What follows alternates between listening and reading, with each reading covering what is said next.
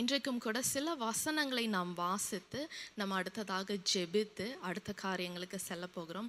முதலாவது எடுத்து வாசிக்கலாம். மார்க்கு 12ஆம் அதிகாரம் 41வது வசனம். மார்க்கு 12:41. இயேசு காணிக்கை பெட்டிக்கு எதிராக உட்கார்ந்து ஜனங்கள் காணிக்கை பெட்டியில் பணம் போடுகிறதை பார்த்து கொண்டிருந்தார்.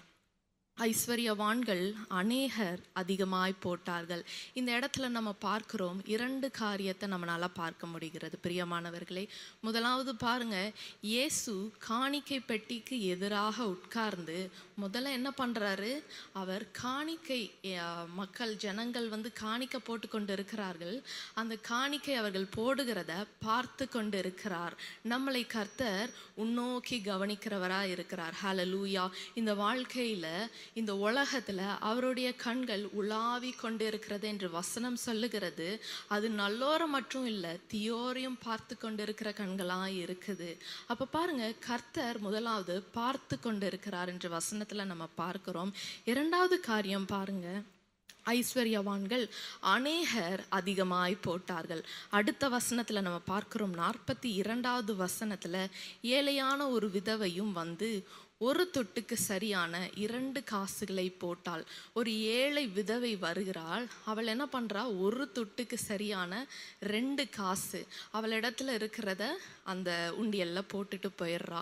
இயேசு அவருடைய சீஷர்களை அழைத்து என்ன சொல்றாரு தெரியுமா, இவள் தான் அதிகமா போட்டா, இந்த ஏழை விதவை தான் என்ன பண்றா, அதிகமா கொடுத்திருக்கிறாள் என்று மெய்யாகவே உனக்கு சொல்லுகிறேன் என்று சொல்லுகிறார்.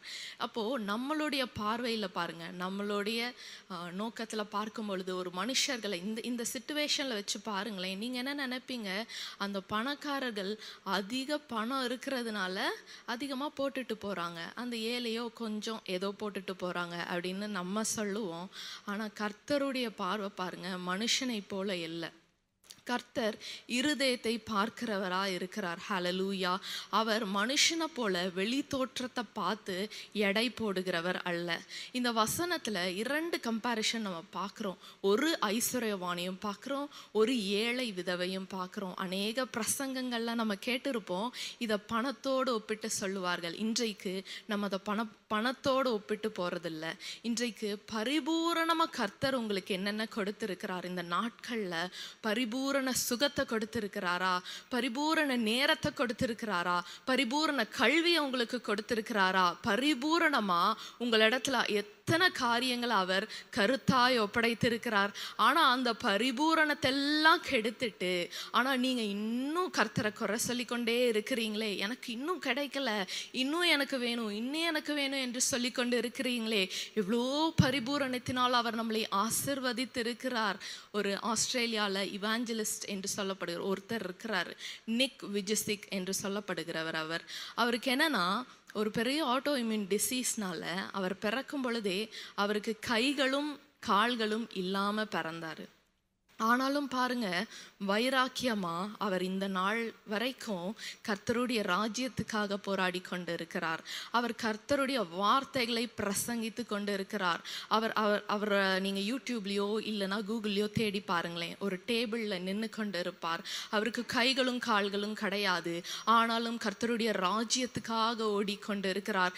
நமக்கு ஒரு பரிபூரண சுகம் இருக்குதே, நமக்கு ஒரு பரிபூரண தேகம் இருக்குதே, நம்ம கர்த்தர் ஹெல்த்ல எல்லாவற்றிலும் சேஃப்டியா நம்மளை பாதுகாத்து கொண்டு வந்தாரே. இன்றைய தினம் இந்த பரிபூரணத்துல கர்த்தருக்கு நீங்க என்ன அர்ப்பணித்திருக்கிறீர்கள்? உங்க நேரத்தை கொடுத்திருக்கிறீங்களா? அநேகர் சொல்லுவாங்க, நான் சண்டே சர்ச்சுக்கு போவேன் அப்படின்னு சொல்லி. சண்டே 24 மணி நேரத்துல ஒரு 3-4 மணி நேரம் தான் உங்களால கர்த்தருக்கு கொடுக்க முடியும் என்றால் அது ஃபர்ஸ்ட் ப்ரையாரிட்டி கிடையாது. அது இருக்கிறதுலே லாஸ்ட் ப்ரையாரிட்டி. நம்ம மண்டே டு சாட்டர்டே என்றென்றைக்கு நம்ம எழும்புற நேரத்திலிருந்து அந்த முதல் மணி நேரத்தை பரிபூரணமாய் அவருக்கு கொடுக்கிறவர்களாய் இருப்போம். அந்த ஏழை தாய், அந்த ஏழை விதவை என்ன செஞ்சா, தன்னிடத்துல இல்லாத பொழுதும் அவ என்ன பண்றா, 2 காசுகளை கொடுக்கிறாள். அந்த மாதிரி பரிபூரணம் உங்களுடைய செயல்களில கர்த்தர் எதிர்பார்க்கிறார். அடுத்த 44வது வசனத்துல பாருங்க, கர்த்தர் அவர்களுக்கு பதில் சொல்லியிருப்பார். அவர்கள் எல்லாரும் தங்கள் பரிபூரணத்திலிருந்து எடுத்து போட்டார்கள், இவளோ தன் வறுமையிலிருந்து ஜீவனுக்கு ஏதுவான உண்டாயிருந்தது எல்லாவற்றையும் போட்டுவிட்டாள். ஹல்லேலூயா. அவ தன்னிடத்துல இருந்ததை அப்படியே போட்டுட்டா. நம்ம பரிபூரணத்துல கர்த்தருக்கு கொடுக்கறதுல பெரிய காரியம் இல்லை, ஆனா பரிபூரணம் இல்லாத நேரத்துல கர்த்தருக்கு எவ்வளோ கொடுக்கிறோம், நமக்கு டைம் இல்லாத நேரத்துல எவ்வளோ ஜெபிக்கிறோம், டைம் இல்லாத நேரத்துல எவ்வளோ அவரை தேடுகிறோம் என்று நாம் பார்க்கணும். அநேகர் உங்களுக்கு சொல்லியிருப்பாங்க, நல்ல சாப்பாடு சாப்பிட்றோம், நல்ல வீடு இருக்குது, தலைக்கு மேல ஒரு கூரை இருக்குது, இதெல்லாம் ஒரு கிருபையா அப்படின்னு பேசுறவங்க அநேகர் இருப்பாங்க. ஆனா பாருங்க பிரியமானவர்களே, அது கூட இல்லாத மக்கள் அநேகம் பேர் இருக்கிறாங்க. நீங்க இப்போ இருக்கிற நிலைமை ஒரு பரிபூரணமான நிலைமை. அதற்காக கர்த்தரை என்ன பண்ணுங்க, ஸ்தோத்தரியுங்கள். நாம் ஆபேலை குறித்து பார்க்கிறோம். அவன் கையின் பிரயாசம் ஆடுகளை மேய்த்து கொண்டு இருக்கும் பொழுது கர்த்தருக்கு எப்படி அவன் கொடுக்குறான்னு பாருங்களேன். தன்னுடைய அவன் என்ன பண்ணுறான் ஆபேல் அப்படின்னு பார்த்தீங்கன்னா, தலையீற்றுகளில் அவைகளில் கொழுமையானதை கர்த்தருக்கு கொடுக்கிறான். ஹல்லேலூயா. தலையீற்றுகளில் கொழுமையானதை, giving the best to God. பரிபூரணத்தில் நம்ம இருக்கிறதுல கரெக்டாக நேர்த்தியா இருக்கிறத தான் கர்த்தருக்கு கொடுக்கணும். பிரியமானவர்களே, யோபுவை குறித்தும் நாம் பார்க்கிறோம். அவருக்கு 2 நிலையுமே இருந்துச்சு. பரிபூரண நிலையும் இருந்துச்சு, பரிபூரணம் இல்லாத நிலைமையும் இருந்துச்சு. அவர் பரிபூரணமாக இருக்கும்போது யோபு 1வது அதிகாரத்தில் அவரை குறித்து நாம் சாட்சியாய் பார்க்க முடிகிறது. கிழக்கத்தி புத்திரர் எல்லாரிலும் பெரியவனாய் இருந்தான். அவன் பெரியவனா இருந்தான் என்று இருக்காம அவனுக்கு ஒரு சாட்சி சொல்றாங்க பாருங்களேன். உத்தமனும் சன்மார்க்கனும் தேவனுக்கு பயந்து பொல்லாப்புக்கு விலகுகிறவனுமா இருக்கிறான். அப்போ கொஞ்சம் பணம் வந்தோடனே, கொஞ்சம் ஏதாவது செல்வம் நமக்கு வந்தோடனே நம்ம கர்த்தருக்கு அடங்கி இருக்கிறோமா, கர்த்தருக்கு பயந்து இருக்கிறோமா, கர்த்தருடைய வழிகளில் நம்ம நடக்கிறோமா, இல்லை இருதயத்துக்கு தேவையான காரியங்கள் பின்னால நம்ம சென்று கொண்டு இருக்கிறோமா? இன்றைக்கு யோபு பாருங்க, கர்த்தர் கொடுத்தார், கர்த்தர் எடுத்தார், இந்த பரிபூரணம் என்னோடதில்லை அவருடையது என்று சொல்லி அவன் கர்த்தரோடு கூட நடந்ததை நாம் பார்க்க முடிகிறது. அப்போ அப்படிப்பட்ட உண்மையும் சன்மார்க்கனுமாய் நாம் இந்த நாட்கள்ல இருக்கணும். இந்த பரிபூரணத்துல கர்த்தருக்கு நம்ம அர்ப்பணிக்க வேண்டிய காரியம் அநேகமா இருக்குது. கடைசி ஒரு வசனம் வாசிக்கலாம். நீதிமொழிகள் 30வது அதிகாரம் 9வது வசனத்தை நாம் வாசிக்கலாம். நீதிமொழிகள் 30:9. நாம் பரிபூர்ணம் அடைகிறதினால் மறுதலித்து கர்த்தர் யார் என்று சொல்லாதபடிக்கும், தரித்திரப்படுகிறதினால் திருடி என் தேவனுடைய நாமத்தை வீணிலே வழங்காதபடிக்கும் என் படியை எனக்கு அளந்து என்னை போஷித்தரலும். ஹல்லேலூயா. இன்றைக்கு கர்த்தரிடத்துல நம்ம கேட்க போகிறோம், என் படியை எனக்கு அளந்து போஷிங்கப்பா, என்னுடைய படியை எனக்கு அளந்து போஷிங்க. எனக்கு தேவையில்லாத காரியத்தில் நான் என்ன பண்ணக்கூடாது, நான் ஈடுபற்றக்கூடாது, தேவையில்லாத செல்வத்தை நான் கேட்டக்கூடாது, தேவையில்லாத காரியம் எனக்கு தேவையில்லை, இந்த பெரிய பெருமைகள் எனக்கு தேவையில்லை, பெரிய பெரிய ஆஸ்திகள் எனக்கு தேவையில்லை. ஆனால் எனக்கு தேவையானது என்னுடைய பிதாவுக்கு தெரியும். எனக்கு பரிபூரணம் என்ன என்பதை என்னுடைய பிதா அறிந்திருக்கிறார். அந்த பரிபூரணத்தை, என் படியை எனக்கு அளந்து போஷியும் என்று நாம் ஜெபிக்க போகிறோம். தேவையில்லாத பரிபூரணத்தை நீங்க கேட்காதீங்க. உங்களால ஹேண்டில் பண்ண முடியாத பரிபூரணத்தை கர்த்தரிடத்துல மன்றாடி உபவாசிச்சு ஜெபிச்சிட்டு இருக்காதீங்க.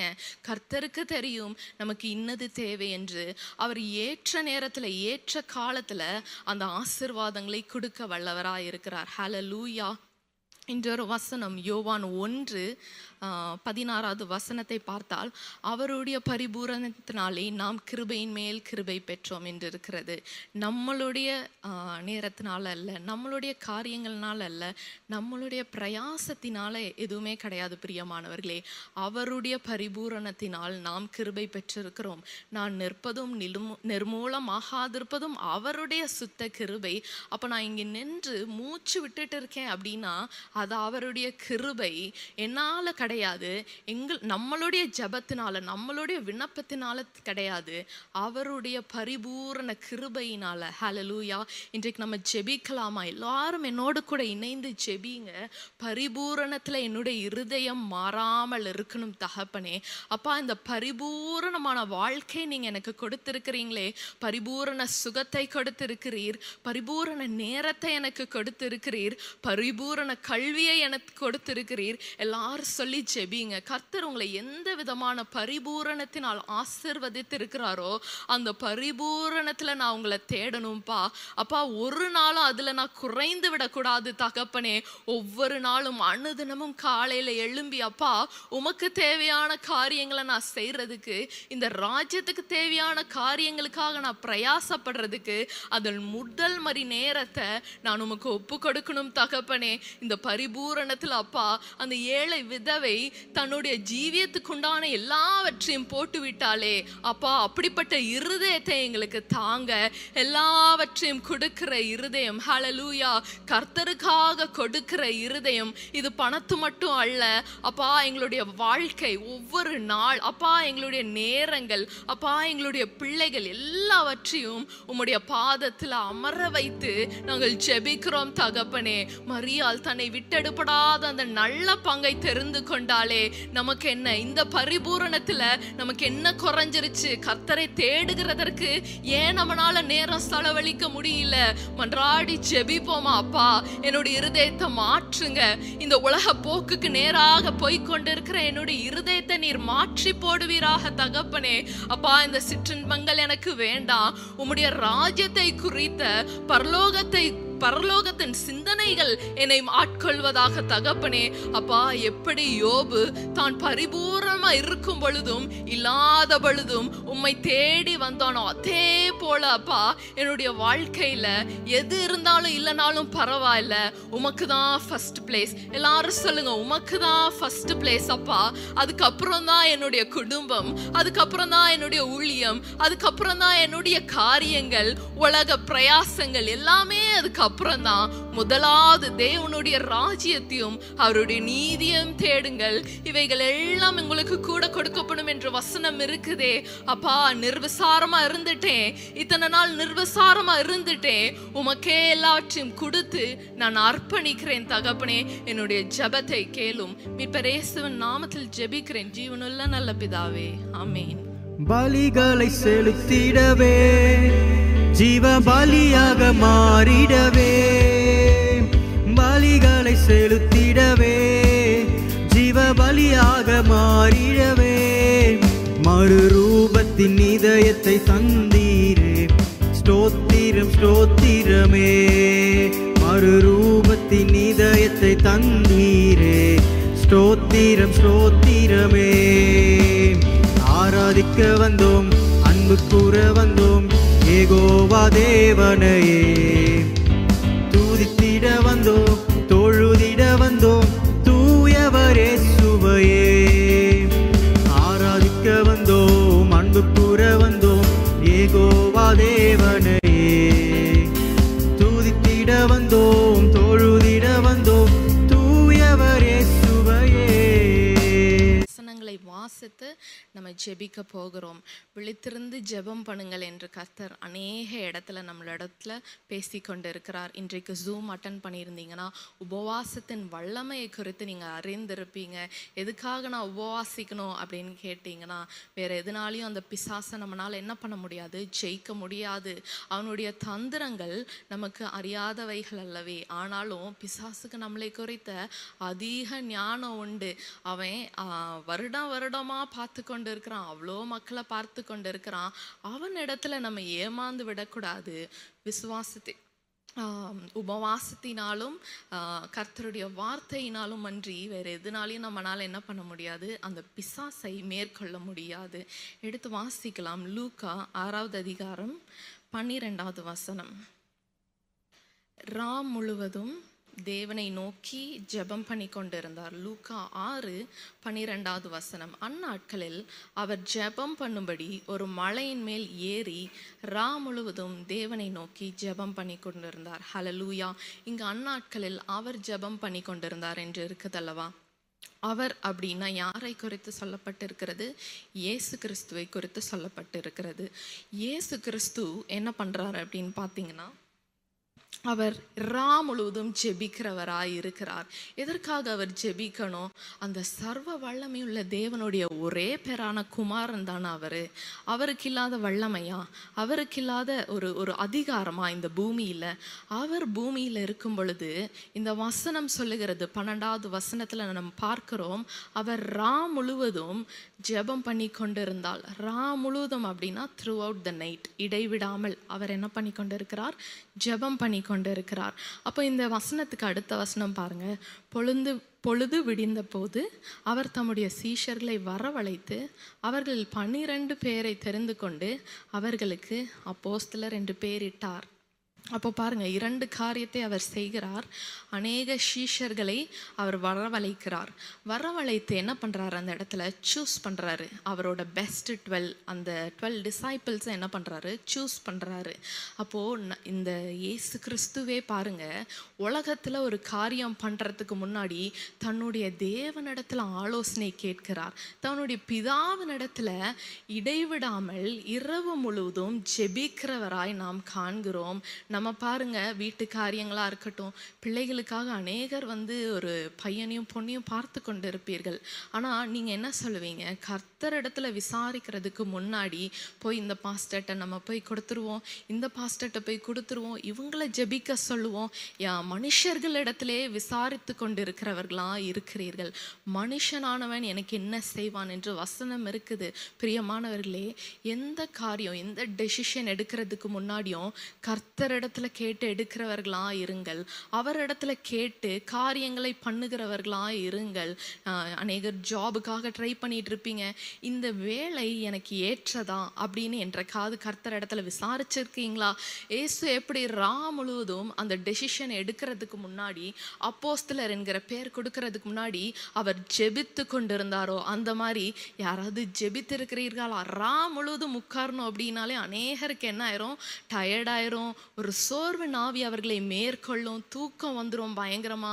வீட்டில் பிரச்சனைகள் வரும். அப்போதான் பெரிய பெரிய போராட்டங்கள் வரும், சண்டைகள் வரும். எதனால தெரியுமா? அந்த முழுவதும் ஜெபிக்கிற ஜெபத்தின் வல்லமை. ஹல்லேலூயா. நம்மளும் அந்த சண்டே நடத்துகிறோம். ஒரு நைட் ப்ரேயர் 9 மணிலேருந்து 1 மணி வரைக்கும், ஒரு 4 மணி நேரம் தான். ஆனால் அநேகர் சொல்கிறது பாருங்க, ஃபுல்லாக அந்த கான்சென்ட்ரேட் பண்ணி என்னால் உட்கார முடியல, அந்த ஃபுல் டைம் என்னால் ஃபோக்கஸ் பண்ண முடியல. பிரியமானவர்களே, நமக்காக வாழ்ந்து நமக்காக ஒரு பெரிய எக்ஸாம்பிளாக இயேசு கிறிஸ்து இருக்கிறார். அவர் முழுவதும் த்ரூ அவுட் த நைட் அவர் ஜெபம் பண்ணி கொண்டு இருக்கிறார். நம்மளால் ஒரு 3 மணி நேரம் ஜெபிக்க முடியாதா? ஒரு 4 மணி நேரம் ஜெபிக்க முடியாதா? இயேசு கிறிஸ்து தான் பேதுருவை பார்த்து கேட்கிறார். மத்தேயு 26வது அதிகாரம் 40-41வது வசனத்தை வாசிக்கலாம். பின்பு அவர் சீஷர்களிடத்திலே அவர்கள் நித்திரை பண்ணுகிறதை கண்டு பேதுருவை நோக்கி, நீங்கள் 1 மணி நேரமாவது என்னோடு கூட விழித்திருக்க கூடாதா அப்படின்னு கேட்கிறாரு. சீஷர்களை பார்த்து கேட்கிறாரு, 1 மணி நேரமாவது, அட்லீஸ்ட் 1 ஹவர் உங்களால் விழித்திருக்க முடியலையா அப்படின்னு கேட்குறாரு. ஏன் அப்படி கேட்குறாரு அப்படின்னு பார்த்தா, அடுத்த வசனத்தில் நமக்கு சொல்லப்பட்டிருக்கிறது, நீங்கள் சோதனைக்குட்படாதபடிக்கு விழித்திருந்து ஜெபம் பண்ணுங்கள். ஆவி உற்சாகம் உள்ளதுதான், மாம்சமோ பலவீனம் உள்ளது. நம்ம எல்லாருக்கும் தெரியும், மாம்சத்துக்கும் ஆவிக்கும் எப்பயுமே ஒரு பெரிய போராட்டம் இருந்து கொண்டே தான் இருக்கும். நம்ம ஒரு விஷயம் பண்ணணும்னு நினைப்போம், ஊழியத்தில் ஈடுபடணும்னு நினைப்போம். அந்த சிந்தனை வந்தோன்னே பாருங்க, இடுப்புவலி வந்துடும், கை வலி வந்துடும், கால் வலி வந்துடும், எல்லா வலியும் நமக்கு வந்துடும், தலைவலி வந்துடும், எல்லாமே வந்துடும். அப்போ பிரியமானவர்களே, இந்த வசனம் சொல்லுகிறது, நீங்கள் சோதனைக்கு உட்படாதபடி விழித்திருங்கள். அப்போது சோதனையெல்லாம் வந்ததுக்கு அப்புறம் நீங்கள் நைட் ப்ரேயரில் உட்கார்றது, அது எந்த அளவுக்கு பிரயோஜனமாக இருக்கும் சொல்லுங்களேன். வசனம் சொல்லுகிறது, சோதனையெல்லாம் வர்றதுக்கு முன்னாடியே நீ விழித்திருந்து ஜெபம் பண்ணு, முழுவதும் ஜெபம் பண்ணு. உங்களுடைய பிள்ளைகளுக்காக, திருமண காரியங்கள், குழந்தை பாக்கியம், அநேக பிரச்சனைகள் உங்கள் வீட்டில் இருக்கலாம். என்னைக்காவது ஃபுல் நைட் நீங்கள் உட்காந்து ஜெபிச்சிருக்கீங்களா? உபவாசத்தில் இருந்து கர்த்தர் இந்த காரியத்தை எனக்காக செய்வார் என்று ஜெபித்திருக்கிறீங்களா? அதை இன்னைக்கு நீங்கள் ட்ரை பண்ணி பாருங்க. அடுத்த வசனம் சொல்லுகிற சங்கீதம் 32 அதிகாரம் 8வது வசனத்தில் நாம் பார்க்கிறோம், நான் உனக்கு போதித்து நீ நடக்க வேண்டிய வழியை உனக்கு காட்டுவேன், உன்மேல் என் கண்ணை வைத்து ஆலோசனை சொல்லுவேன். ஹல்லேலூயா. அவர் நம்மேல் கண்ணை வைத்து ஆலோசனை சொல்லுகிற தகப்பன். ஹல்லேலூயா. இயேசு முழுவதும் எதற்காக ஜெபித்தார் தெரியுமா? இந்த ஆலோசனை பெறதுக்காக. நம்ம உலக மக்கள் கிட்ட ஆலோசனை கேட்டுக்கொண்டு அமர்ந்திருக்கிறோம். இவங்க சொன்னா கரெக்டாக தான் இருக்கும், இவங்க பெரியவங்க, இவங்க சொன்னா கரெக்டாக தான் இருக்கும். ஆனால் சர்வ வல்லமையுள்ள தேவனிடத்துல கடைசியா இன்னைக்கு ஆலோசனை கேட்டீங்க. வீட்டு காரியங்களை குறித்து, கணவரை குறித்து, பிள்ளைகளை குறித்து, குடும்பத்தை குறித்து, நீங்க பண்ணி கொண்டு இருக்கிற அந்த வேலையை குறித்து கடைசியா இன்னைக்கு விசாரிச்சிங்க. அவரிடத்துல போங்க. எல்லா ஆலோசனைக்கும் தகப்பனாய் அவர் இருக்கிறார். ஹல்லேலூயா. அநேகர் ஆலோசனைகளால் காரியங்கள் கைகூடி வரும் என்று வசனம் சொல்லி இருக்கிறது. நம்ம இன்னைக்கு பார்க்கிறோம், மனிதர்களையே நம்பி நம்ம பின்னாடி போய் கொண்டு இருக்கிறோம். இங்க இயேசு எப்படி தேவனிடத்துல பரிந்துரை பேசி அவரிடத்துல ஆலோசனை கேட்டு கொண்டிருந்தாரோ, நாமும் அதே போலதான் என்ன பண்ணணும்? ஆலோசனை கேட்கிறவர்களா இருக்கணும். அடுத்த ஒரு வசனம் வாசிக்கலாம். அப்போஸ்தலர் 16வது அதிகாரம் 25வது வசனம். அப்போஸ்தலர் 16வது அதிகாரம் 25. நடுராத்திரியிலே பவுலும் சீலாவும் ஜெபம் பண்ணி தேவனை துதித்து பாடினார்கள். காவலில் வைக்கப்பட்டவர்கள் அதை கேட்டுக்கொண்டிருந்தார்கள். ஹல்லேலூயா. அப்போ சிறைச்சாலைக்குள்ள பவுலும் சீலாவும் செல்கிறார்கள். அவங்க சிறைச்சாலைக்குள்ள எப்படி போறாங்க? அடிக்கப்பட்டு, கை கால்கள்லாம் பிடிக்கப்பட்டு, அவர்களை காவலறையில வைத்து, அடுத்தது அவர்களுடைய கால்களை கட்டி போட்டு, அப்படி அவர்களை ஒரு சிறைச்சாலைக்குள்ள அந்த வனாந்தரத்துக்குள்ள தள்ளுறாங்க. ஆனால் பாருங்க, அவங்களுடைய பிஹேவியர் டோட்டலி டிஃப்ரெண்ட்டாக இருக்குது. அங்கே அவர்கள் என்ன பண்ணுறாங்க? நடுராத்திரியிலே பவுலும் சீலாவும் ஜெபம் பண்ணி தேவனை துதித்து பாடினார்கள். ஹல்லேலூயா. மிட் நைட்டில் அந்த அந்த நடுராத்திரியில் அவர்கள் என்ன பண்ணுறாங்க? அவங்கள இருக்கிற எல்லா கவலைகளையும் மீறி, ஜெயிலில் இருக்கிறோன்ற அந்த கவலையும் மீறி அவர்கள் என்ன பண்ணி கொண்டு இருக்கிறார்கள்? துதித்து பாடுகிறார்கள், தேவனை நோக்கி ஜெபம் பண்ணுகிறார்கள். இன்றைக்கு உங்களுக்கும் எனக்கும் எவ்வளோ பரிபூர்ணமான வாழ்க்கை. அநேகருக்கு அப்படியே ஒரு சொஃபிஸ்டிகேட்டடான லைஃப்ல தான் நம்ம இருக்கிறோம். ஏசி போட்ட ரூமு, ஏசி போட்ட காரு. கர்த்தர் எவ்வளோ அழகாய் நம்மளை நடத்தி கொண்டு வருகிறார். ஆனால் பாருங்க, அந்த பரிபூர்ணத்துல நம்மளால ஒரு இரவு ஜெபத்துல உட்கார முடியலே. முன்னாடிலாம் தனியாக ஜெபிக்கிறவர்கள் அநேகர் இருப்பாங்க. இப்போ பாருங்க, யூடியூப்ல எங்கே நீங்கள் திறந்தாலும் இரவு ஜெபங்கள் நடந்து கொண்டே இருக்குது. உங்களால் தனியாக ஜெபிக்க முடியல அப்படின்னா அவர்களோடு இணைந்து நீங்கள் ஜெபிக்கலாம். இங்கே பாருங்க, பவுலும் சீலாவும் அவர்கள் அந்த காவலறையில் இருக்கும் பொழுது அவங்க எப்படி மகிமையாய் கர்த்தரை துதிக்கிறார்கள். அவர்கள் ஜெபிக்கிறார்கள். எதுக்கும் கவலைப்படாமல் கர்த்தர் பார்த்து கொள்வார் அப்படின்ற ஒரு பெரிய நம்பிக்கை தான். இன்றைக்கும் எந்த சிறையில் நீங்கள் இருந்தாலும் சரி, எந்த ஒரு பெரிய போராட்டத்தில் நீங்கள் இருந்தாலும் சரி, நம்ம ஜெபிக்க போகிறோம். விழித்திருந்து ஜெபிக்கிறதற்கு தகப்பனே எங்களை மாற்றுங்க அப்படின்னு நம்ம கேட்க போகிறோம். இரவில் ஜெபிக்கிறதற்கு எங்களை மாற்றுங்க. இப்போ பார்த்து கொண்டு இருக்கிற எல்லாரையும் நான் பார்த்து கேட்கிறேன். அடுத்த வருகிற அந்த சண்டே இரவு ஜெபத்தில் தயவு செஞ்சு கலந்து கொள்ளுங்கள். கண்டிப்பாக கர்த்தர் பெரிய மாற்றத்தை உங்களுடைய வாழ்க்கையில் செய்வார். ஹல்லேலூயா. நம்ம ஜெபிக்கலாமா? நல்ல தகப்பனே, உம்மை நன்றியோடு துதிக்கிறோம், ஸ்தோத்தரிக்கிறோம் அப்பா. ஏசப்பா, இந்த ஜெப வேலைக்காக உம்மை நன்றியோடு துதிக்கிறேன் தகப்பனே. ஏசப்பா, எந்தெந்த காரியங்களுக்காக அப்பா ஜெபித்து கொண்டு இருக்கிறார்களோ, எந்தெந்த காரியங்கள் அவர்களை கவலைப்படுத்தி கொண்டு இருக்கிறதோ தகப்பனே, எல்லாவற்றையும் மாற்ற நீர் வல்லவரா இருக்கிறீரப்பா. என் தேவனால் கூடாத காரியம் ஒன்றுமே இல்லையே அப்பா. உம்மால் கூடாத காரியம் ஒன்றுமே இல்லையே. உமது சித்தத்தின்படி அப்பா காரியங்களை மாற்றி போடுங்க. ஜெபிக்கிற ஒவ்வொரு பிள்ளைகளுக்காகவும் அப்பா எல்லா காரியத்தையும் வாய்க்க பண்ணுங்க அப்பா. இரவு ஜெபத்துல உட்கார முடியலையே, உடல் சோர்வா இருக்குதே அப்பா, வீட்டுல பிரச்சனைகளா இருக்குதே, போராட்டங்களா இருக்குதே. நான் நினைச்சு பார்ப்பேன் ஜெபிக்கணும்னு, ஆனா ஜெபிக்க ஆரம்பிக்கிறதுக்கு முன்னாடியே ஒரு பெரிய சண்டையில இருப்பேனே. ஐயோ, அப்படி ஜெபிக்கிற பிள்ளைகளுக்காக நாங்க ஜெபிக்கிறோம் அப்பா. எல்லா பிரச்சனைகளிலிருந்தும் ஒரு பெரிய விடுதலை நீர் கட்டளை இடுங்க தகப்பனே. அப்பா ஜெபிக்க உட்காரும் பொழுது அலைக்கழிக்கிற அந்த பிசாசின் வல்லமைகளை இயேசுவின் நாமத்தினால இயேசுவின் ரத்தத்தை தெளித்து நாங்கள் ஜெபிக்கிறோம் அப்பா. எல்லாவற்றையும் எடுத்து போடுங்கப்பா. இந்த ஜபத்துக்கு இரவு ஜபத்துக்கு தடுக்கிற பிசாசின் வல்லமைகளை அழிக்கிறோம் அப்பா. எந்தெந்த வீடுகள்ல அப்பா இரவு ஜபம் நடக்குதோ தகப்பனே, அந்த கொர்நேலியு குடும்பத்தை போல அவர்கள் வீட்டாருடன் எப்பொழுதும் தேவனை நோக்கி பார்த்து ஜெபிக்கிற குடும்பமா இருந்தார்களே, அதே போல எங்க குடும்பத்தை நீங்க மாற்றுங்கப்பா. அந்த கொர்நேலியு குடும்பத்தை போல எங்கள் குடும்பத்தை நீங்க மாற்றுங்க தகப்பனே. அப்பா தாய் மட்டும் ஜெபித்தா பத்தாது, தகப்பன் மட்டும் ஜெபித்தா பத்தாது, அந்த முழு குடும்பமும் ரத்த கோட்டைக்குள்ள வரணும் அப்பா. அந்த ரத்த கோட்டைக்குள்ள அவளை கூட்டி கொண்டு வாரும் அப்பா. பாப்பா அவளும் சீலாவும் அவர்களுடைய சிறையிருப்புல உங்களை தேடினது போல நாங்க எங்க பரிபூரணத்துல கூட கொஞ்சம் கூட உங்களை தேடாம நிர்விசாரமா இருந்து கொண்டு இருக்கிறோமே தகப்பனே. அப்பா எங்களுடைய நிர்விசாரத்தை மன்னிங்கப்பா. ஏசப்பா உம்முடைய கிருபையினால எங்களை மன்னிங்க தகப்பனே. அப்பா இனி இந்த நிர்விசாரமான நடத்தை என்னிடத்தில் காணப்படக்கூடாது அப்பா. எந்தெந்த இடத்துல இரவு ஜபங்கள் நடக்குதோ அங்க கலந்து கொள்றதற்கு கிருபை பாராட்டுங்கப்பா. உபவாசத்தை ஜெபிக்கிறதற்கு என்னுடைய இருதயத்தை நீர் மாற்றி போடும் தகப்பனே. என் தேவனால் கூடாத காரியம் ஒன்றுமே இல்லையே தகப்பனே. எல்லாவற்றையும் உம்முடைய பாதத்தில் அர்ப்பணித்து நான் ஜெபிக்கிறேன். மீட்பர் இயேசுவின் நாமத்தில் ஜெபிக்கிறோம் ஜீவனுள்ள நல்ல பிதாவே.